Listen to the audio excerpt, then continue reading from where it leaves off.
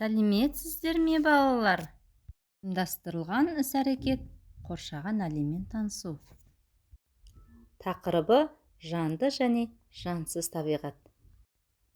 Мақсаты балаларды жанды және жансыз табиғат туралы түсінікпен таныстыру, олардың айырмашылығын ажырата білуге үйрету.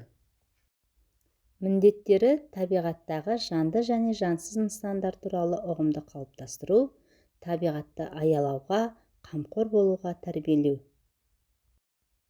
Қане балалар, барлығымыз бірге шаттық шеңберін қайталайық. Табиғатым тамаша, көз тоймайды қараса, табиғатты аялап, жүрейікші жараса. Сәлем саған жер ана, сәлем сізге қонақтар, аман есен болайық, бейбітшілік қалайық. Жапырақтар сарғайып, айнала алтын түске боялды. Жерге алтын кілем төсегендей болады. Арасында шыршалар ғана түсін өзгертпеген. Құстар да жылы жаққа ұшып барады. Балалар, бұл жылдың қай мезгілі? Жарайсыңдар, бұл күз мезгілі. Балалар, айналамызға қараңдаршы. Біздің қоршаған ортамыз жан-жануарлар мен өсімдіктер, жер мен ай, күн, алыстағы жұлдыздар, осылардың барлығы да табиғат деген ұғымды білдіреді екен. Табиғат екіге бөлінеді: жанды табиғат және жансыз табиғат. Жанды табиғатқа адамдар, жануарлар, өсімдіктер жатады. Жансыз табиғатқа су, тас, тау, күн және ай жатады. Жанды табиғат өседі, өзгереді. Жансыз табиғат өзгермейді. Жанды табиғат пен жансыз табиғат бір-бірімен тығыз байланысты. Жансыз табиғат жанды табиғаттың өмір сүруіне қажет.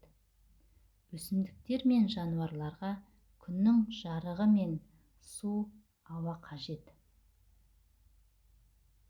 Егер жансыз табиғат болмаса, жанды табиғат өмір сүре алмайды. Сондықтан біз табиғатты қорғап, аялауымыз қажет. Сонда ғана табиғат бізге таза ауа, су, жеміс-жидек, көлеңке, әдемі көрініс береді. Сергіту сәті. Орнымыздан тұрамыз, қолды белге қоямыз. Бұрыламыз оңға бір, бұрыламыз солға бір. Біз мейірімді баламыз, жаттығулар жасасақ, жақсы сергіп қыламыз. Балалар, жанды және жансыз табиғат туралы тәжірибе жасап көрейік. Бірінші гүлге күн мен су жеткілікті берілген. Күнге қойылады, су құйылады. Екінші гүлге су берілмейді, құрғақ күйде қалдырылады. Үшінші гүл қараңғы жерде сақталады.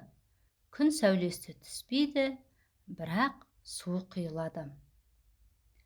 Балалар, қай гүл жақсы өсіп тұр? Бірінші тұрған гүл жақсы өскен. Себебі оған күн мен су берілді. Ал қай гүл солып қалды? Екінші гүлге су берілмегендіктен гүл сола бастады. Үшінші гүлге су құйылса да, жарық жетпегендіктен өспей қалды. Балалар, жанды табиғатқа су ғана емес, күн, ауа сияқты жансыз табиғаттың әсері қажет екенін түсіндіңдер. Бүгінгі тақырыбымызды қорытындылай келе, жанды және жансыз табиғат туралы нысандарды бөліп орналастырамыз. Қар, панда,